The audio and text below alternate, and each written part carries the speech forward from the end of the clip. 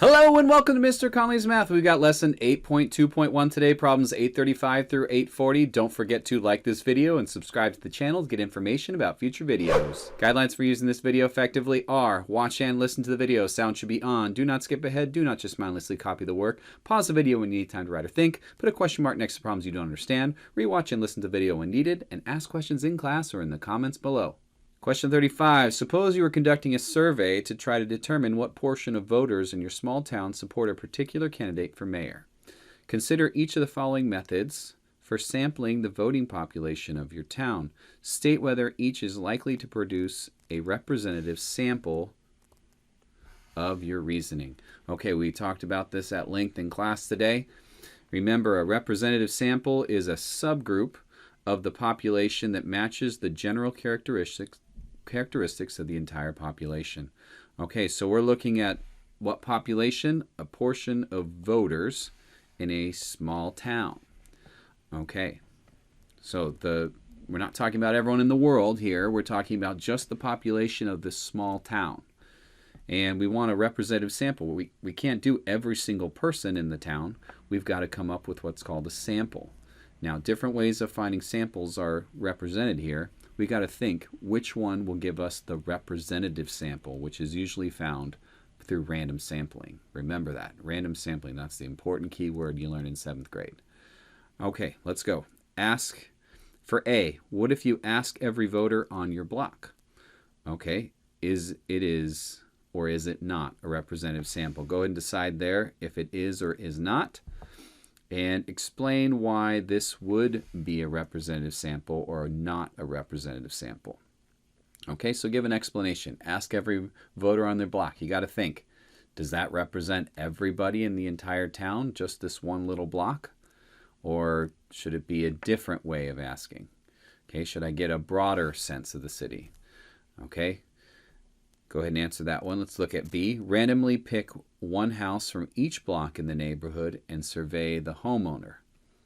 Okay, is that a representative sample of all the people that are voting in this town? Okay, you decide. Answer that there with this sentence. It is or is not a representative sample because. And go ahead and give your reasoning right there. Think about your conversations you had in class today. All right, we had similar questions like this.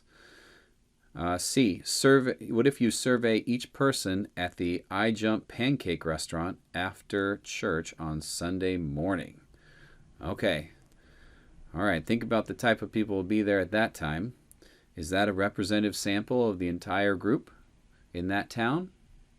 Maybe, maybe not. It depends on the town, I guess. But think about that yourself, and whatever comes to mind, you use that as your reasoning. So if it's not a representative sample or it is, say why after the word because. Enter that in there. All right. And D, ask people, what if you ask people who are leaving the twice yearly town hall meeting? Okay, so you have twice a year, you have this town hall meeting. These people are there. Think to yourself, is everybody at this meeting? Does everyone go? Do they represent everyone in the entire city? Or is it only people who want to go to the town hall meetings? Okay, think about that for a second and then decide, is it not a representative sample or is it representing everyone in the town? And best way to think about it is, does everyone have an equal chance of being selected in this survey?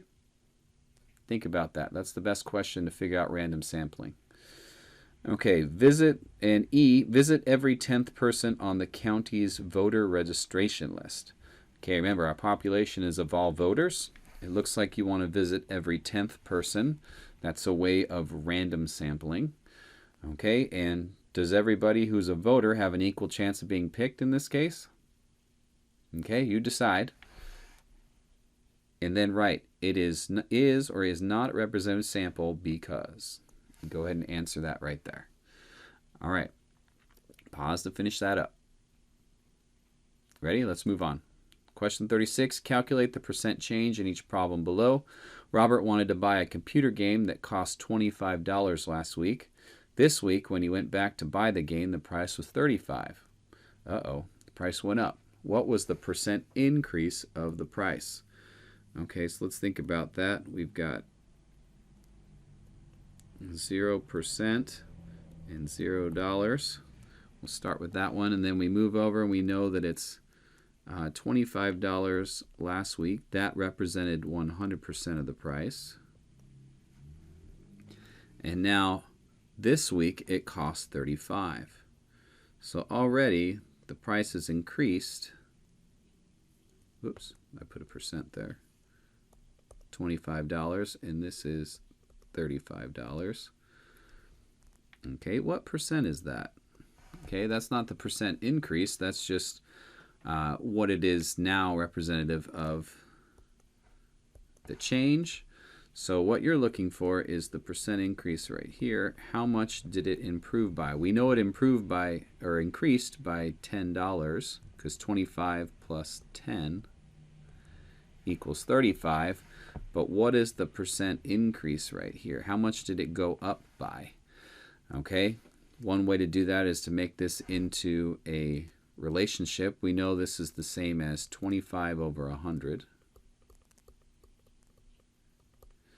And it's equivalent to 35 over what we don't know, x.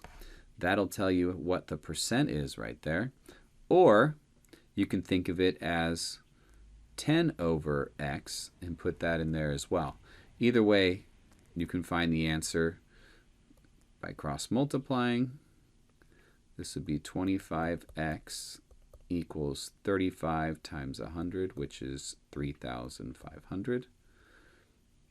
X is going to be 3,500 divided by 25, because that's the opposite of multiplying by 25. Okay, so that'll tell you what x is.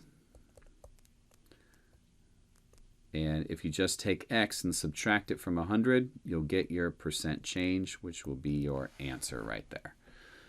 Okay, pause if you need more time. Let's move on to the next. Susan bought a jacket on sale. The original price was $35, marked down to $25. What was the percent discount because of the sale?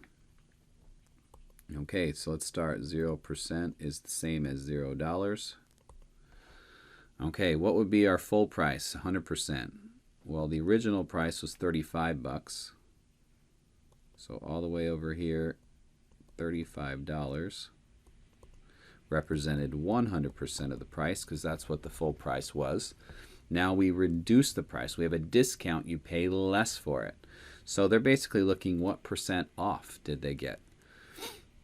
Okay, so we marked it down to $25. So we know that's a change of $10. We minus $10. But what is the change in price here? Okay, we're looking for what's the percent discount. This is the answer right here. So again, you can come up with a 25 over x equals 35 over 100. And cross multiply, that's 35x equals 2,500. And so that must mean that x is the same as 2,500 divided by 35. Okay, so x percent there. And that'll tell you this part right there. You just take 100%, subtract it from the x percent, and that'll tell you what the percent discount is. Okay. All right, so you've noticed that the answers are different in this case. And why were they different? What was happening that was different in part A than it was in part B? Think about that and say the answers were different because, and put in your answer there. All right, pause if you need more time. Okay. Next, 37. Simplify each expression. We're dividing these fractions right here. So what we want to do then, we can find a common denominator. That's one way to divide fractions very easily. So this would be 5 and 10, so that means I'd multiply this by 2 over 2.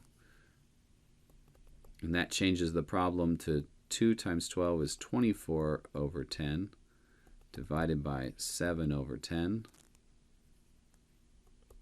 Since they have a common denominator, you can actually just make the answer this, 24 divided by 7, which is the same as 24 over 7. Write that as a fraction. Okay? All right. Can we reduce it anymore? You can make it a mixed number or an improper or mixed number if you want, but you don't have to. For b, we've got 9/4 divided by -1/3.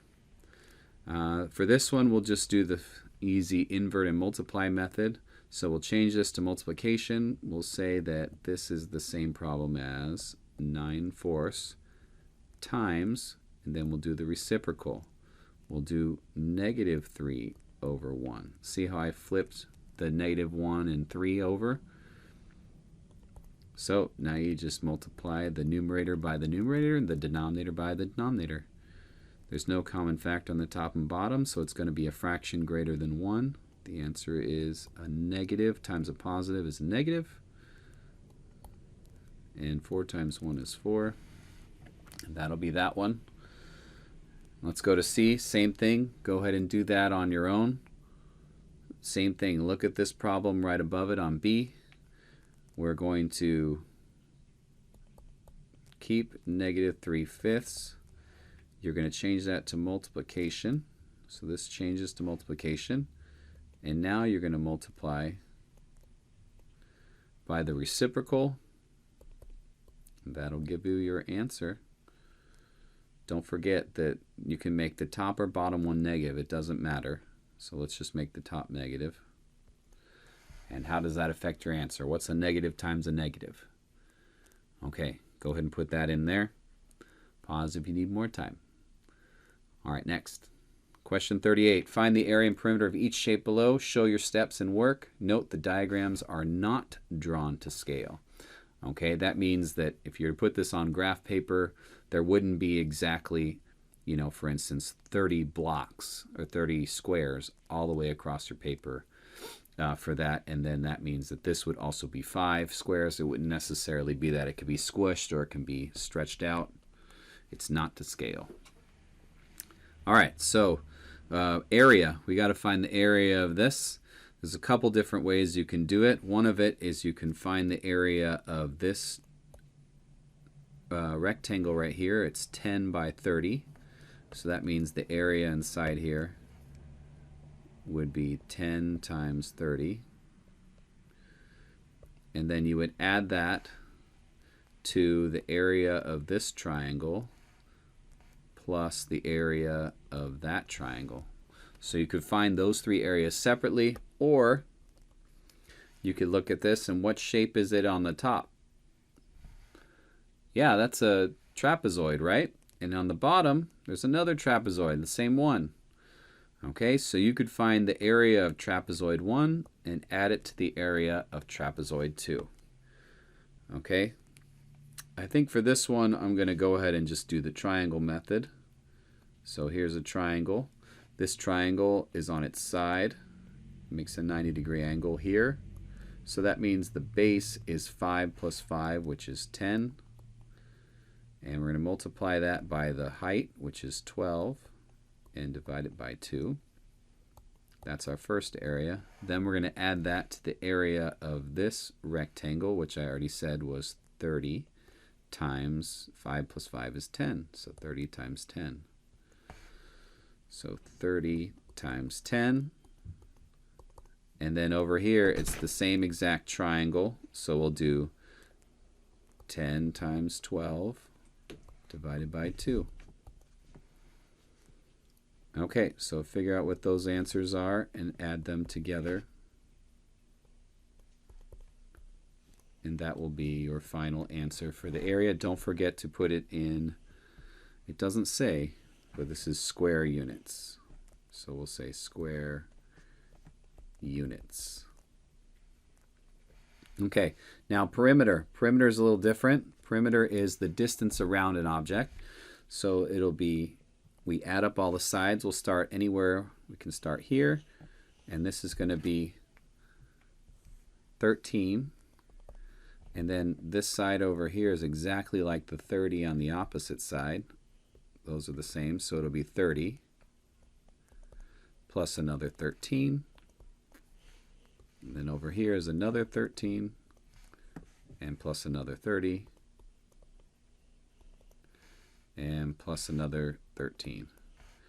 Okay, add all those together, and that's how many. It's not square units, it's just regular units. So add those there for that part. All right, pause if you need more time. All right, next. Question 38b, find the area again and the perimeter. Now for this one, we can look at this a couple different ways. Again, I see a couple, this is not an exact irregular shape, it's irregular, but it is a composite shape. It's made up of other ones. So here's a triangle. This has a right angle here. Here's a triangle, and then this is a rectangle here. We'll have to break this up into 3 little rectangles like that, or you could cut it across here and make it a big rectangle right here, plus these 2 little ones.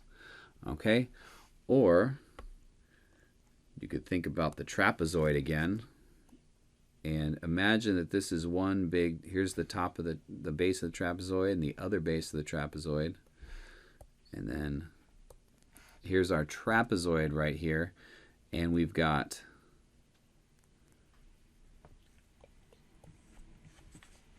(12 plus 8 plus 12 at the top, 80 on the bottom, and then a height of 14. Remember, we could find the area of all of this, but that would include too much here because this little part is actually a cutout. So if you found the area of this little cutout right here, you could just subtract that from the area of the trapezoid. Okay, so decide which one you want to do for that one. You can break it up into a bunch of different parts.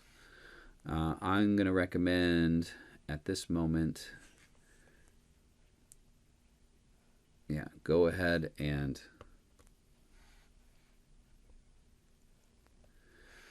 figure out the area of these 4 shapes. So for these ones, these are 5 by 12. So 12 times 5 for that area. And then this one is also 12 times 5. And then the triangle right here, we know has a height of 14 and a base.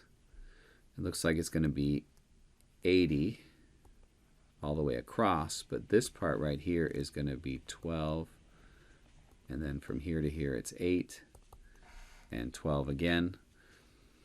So that means that this is 80 minus 12 minus 8 minus 12 again.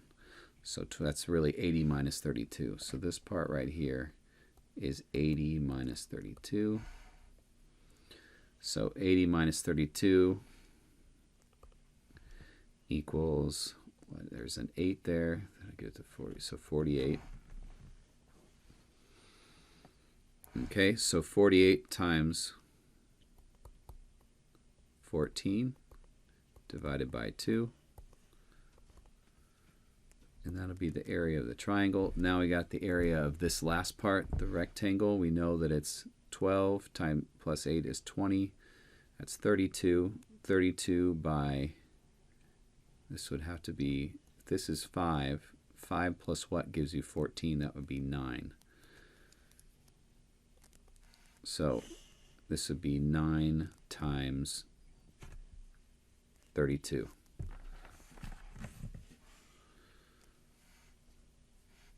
So finally we'll do 9 times 32.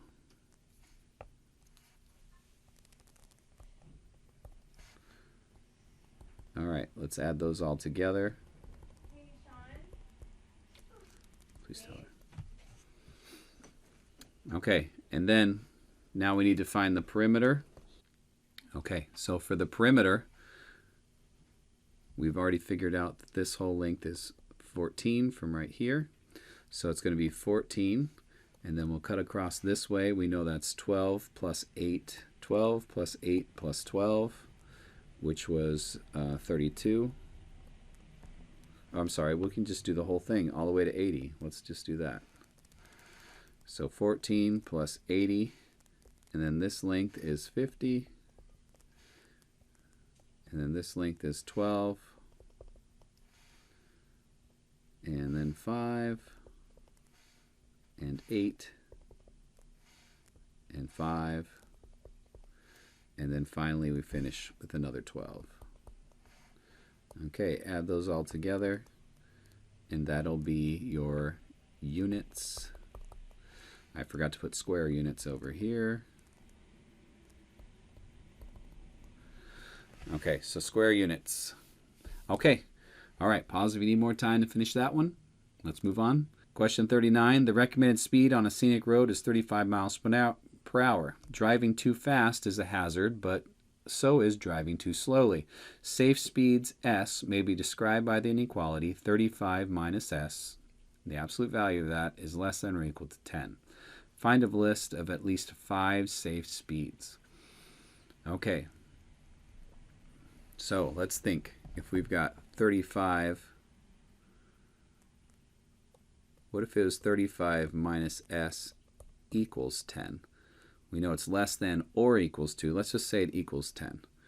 Okay, that'll help us to find our baseline. So remember, this is an S, not a 5. Okay, so 35 minus S equals 10. Let's think. All right, so I've got 35 over here. It's positive. I'll go ahead and take that away from this side. So that's a 0. That means I've got negative S equals 10 minus 35. 10 take away 35. I jump backwards 35 steps. I'm going to be negative 25. And a negative, if the negative S equals negative 25, that means the positive S would be the opposite, which is 25 miles per hour. Okay, so that means that one of the possibilities is our speed could be 25 miles per hour. Okay, so that basically is within 10 miles per hour as a safe speed. So if 25 miles per hour is okay, what about 26 miles an hour? Would 26 miles an hour be too fast or too slow? Yeah, 25 miles per hour would be okay. Hey, how's it going?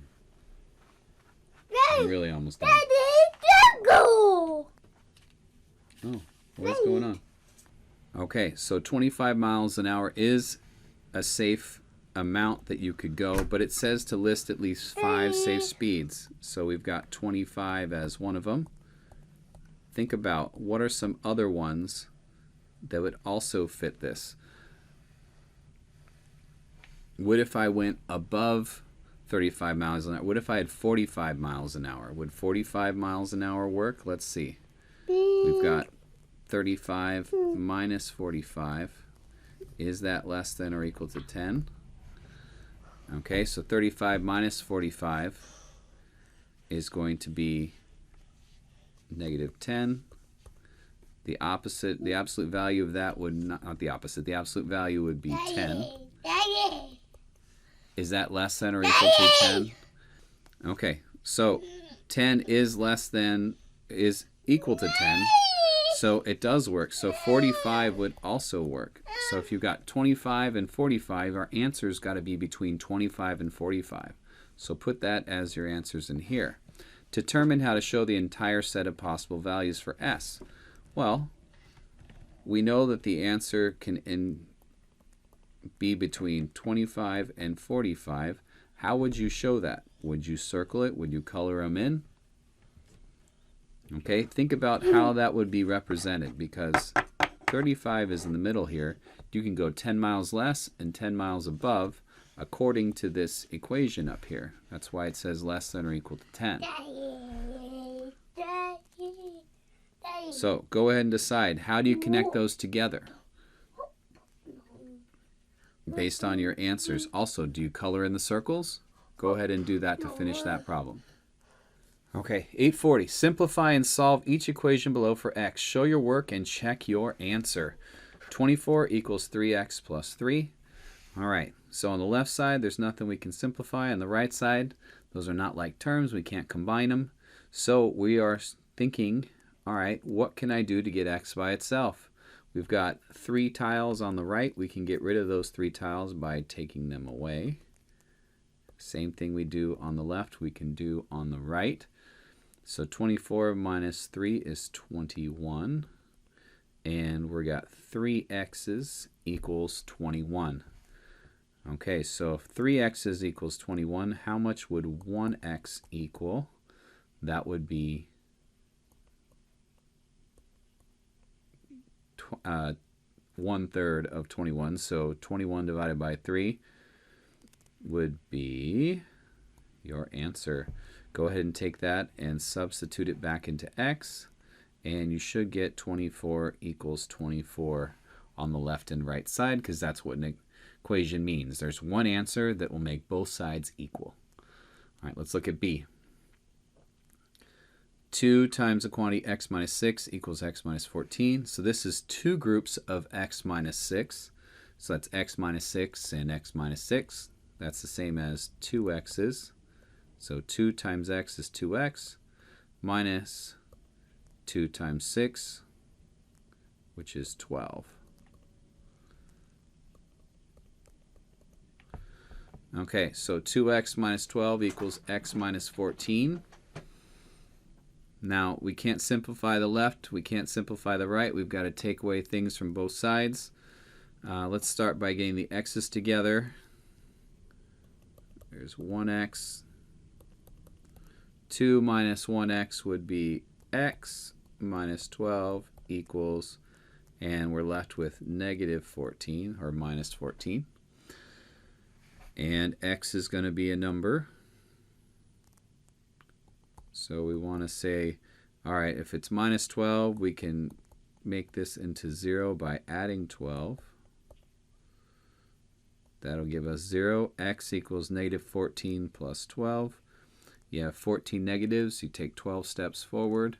Where are you going to be at? That'll be your answer. Go ahead and substitute it into both x's here. And when you get done, the left side should be equal to the right side. So make sure you simplify that correctly. You did the problem correctly to get your final answer of x equals this. All right, last one. C. 3 times 2x minus the quantity 2x minus 3 equals 4x minus 5. This is 3 groups of 2x and 3 groups of negative 3. So 3 groups of 2x minus 3 groups of 3 equals 4x minus 5. 3 groups of 2x would be 6x, and 3 groups of negative 3 would be negative 9. Okay, and now go ahead and get those together. You want to get the x's together. That'll give you how many x's minus 9 equal negative 5. And then now we've got to get the x by itself. So that means we're going to have to do something with that 9 there. So something x will equal, those will cancel out. So something times x will equal this answer. And then we'll divide by whatever x is. And you should be able to get your answer there by dividing the same thing to both sides. Okay, go ahead and take that and substitute it in for x up here. And when you get done, the left side should be equal to the right side. Okay, go ahead and do that now. Look at the first 2 problems we just did to get some help, but you can do it. All right, ready? Let's move on to the next.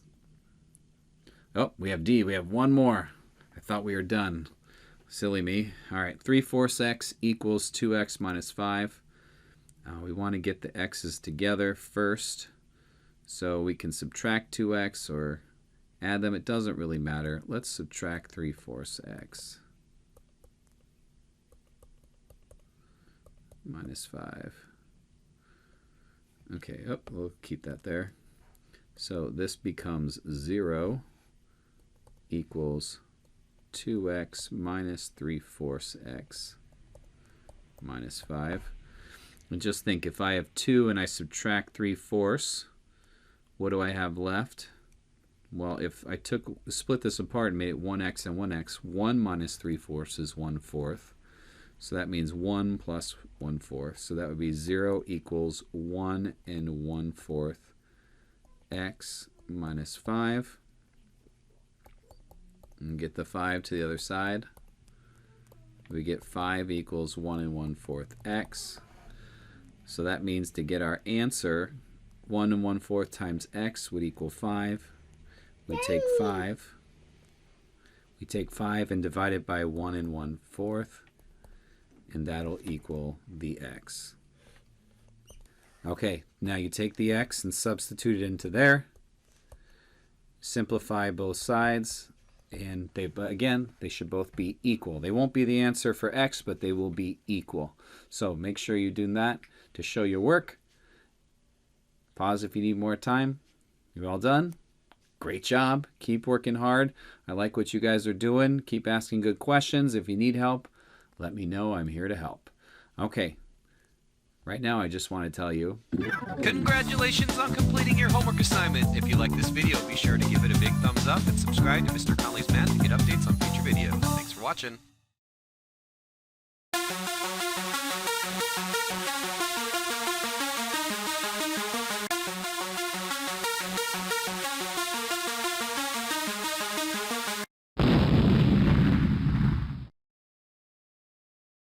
Mr. Connally.